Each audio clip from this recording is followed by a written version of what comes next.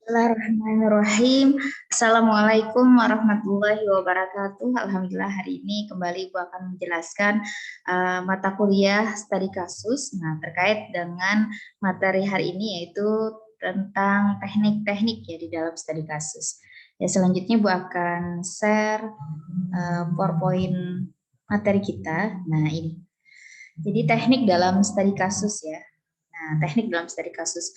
Jadi perlu kita kembali pahami bahwa studi kasus, nah ini kan memahami konseli atau peserta didik secara mendalam. Nah, sehingga memang dibutuhkan keahlian dari sisi pelaksanaan memahami individu secara mendalam, salah satunya dengan studi kasus ini, maka kita memang perlu memahami langkah-langkah atau dalam hal ini yaitu teknik ya di dalam studi kasus. Nah, apa itu teknik? Nah, teknik adalah sebuah cara khas yang operasional yang dapat digunakan dalam mencapai tujuan yang telah ditetapkan. Nah, berpegang pada proses sistematis yang terdapat dalam metode. Teknik lebih bersifat tindakan nyata berupa usaha atau upaya digunakan untuk mencapai tujuan. Nah, sebelumnya kita sudah bahas ya terkait dengan langkah-langkah dari atau tahapan dari studi kasus. Nah, jadi kalau di dalam Arikunto menyampaikan bahwa metode studi kasus ini sebagai salah satu jenis pendekatan deskriptif. Nah, penelitian yang dilakukan secara intensif, terperinci dan mendalam terhadap suatu individu atau konseli atau lembaga atau gejala tertentu dengan daerah atau subjek yang sempit.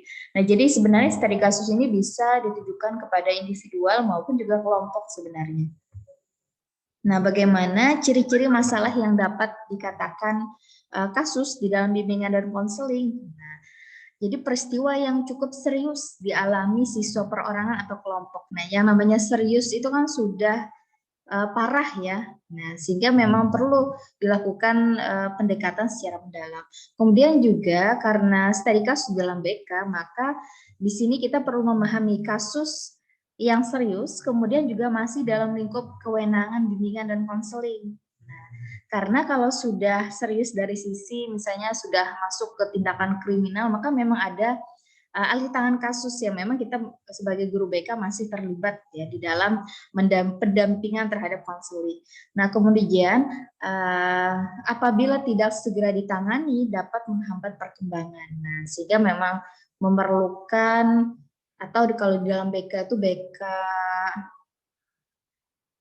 responsif ya, jadi harus segera diselesaikan. Nah, makanya harus segera ditangani. Kemudian perlu mendapatkan bantuan dalam proses penyelesaian. Nah, ini ciri-ciri masalah yang dikatakan kasus ya di dalam bimbingan dan konseling.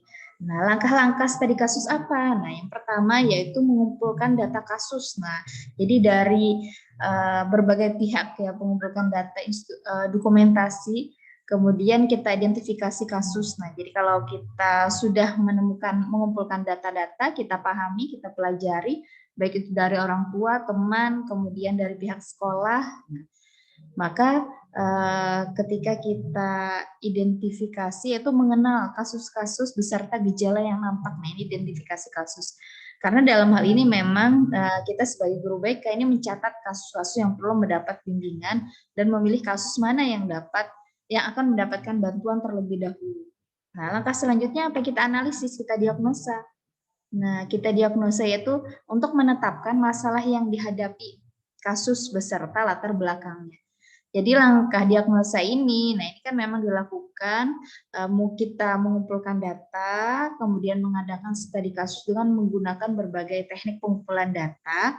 Kemudian setelah data terkumpul, ditetapkanlah masalah yang dihadapi serta latar belakangnya. Nah, ini mengidentifikasi, makanya identifikasi. Jadi ditetapkan masalah yang dihadapi serta latar belakangnya.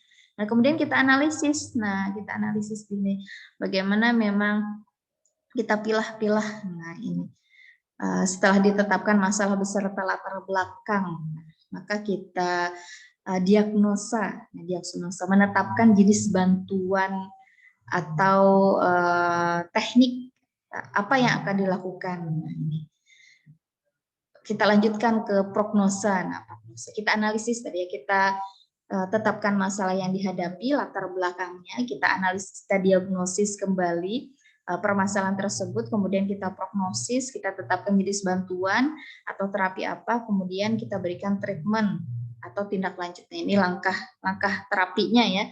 Jadi pelaksanaan dari bantuan atau tindakan realnya kita berikan. Nah, selanjutnya pengenalan kasus. Pengenalan kasus ya, identifikasi konseling, nah kejadian masalah yang disampaikan, riwayat hidup, riwayat pendidikan, riwayat pekerjaan, hubungan sosial, keadaan pribadi, kemampuan dasar nih terkait dengan konseling untuk kita mengenal kasus. Nah, karena memang kembali lagi studi kasus kan mempelajari kasus ya secara mendalam, mengenali konseling secara mendalam. Nah, kemudian gejala yang muncul, dinamika fisikis dari si konseling, bagaimana konseling memandang masalah, bagaimana emosionalnya, bagaimana aspek psikis positif atau negatif yang tampak, informasi spesifik yang relevan, riwayat hidup, masalah, dan hubungan sosialnya. Jadi isi pokok dalam mengenal kasus, nah ini batasan kasus ya, kita harus memahami gejala yang muncul, latar belakang, nah, macam jenis tingkat terjadinya kasus secara positif, negatif, kasus, kemudian usaha pengentasan.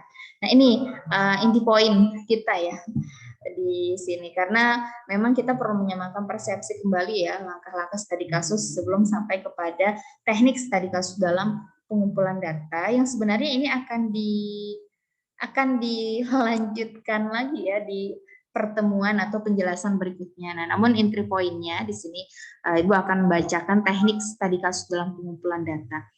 Jadi ada inventarisasi data pribadi, ada observasi, ada inventory, ada kuesioner, ada dokumentasi, ada wawancara. Jadi dengan home visit, dengan pemeriksaan fisik yaitu observasi, interpretasi data. Jadi ini tujuannya memang kita berkutat ya. Studi kasus ini kan memang dianggap mudah, tidak juga dianggap sulit, kurang lebih iya. Karena memang di sini kita harus terlibat secara langsung. Kita harus betul-betul mendetaili permasalahan latar belakang sampai kepada tindakan atau penanganan. Nah ini untuk materi awal sebelum kita nanti akan Ibu jelaskan satu persatu dari teknik studi kasus ya. Yang dalam hal ini memang dalam pengumpulan data sampai nanti akhirnya kepada treatment. Nah, mungkin ini saja dulu untuk pertemuan kali ini. Semoga bisa dipahami terkait dengan teknik dalam studi kasus. Nah, karena memang inilah bagian dari pelaksanaan layanan bimbingan dan konseling. Ya, Ibu tutup. Assalamualaikum warahmatullahi wabarakatuh.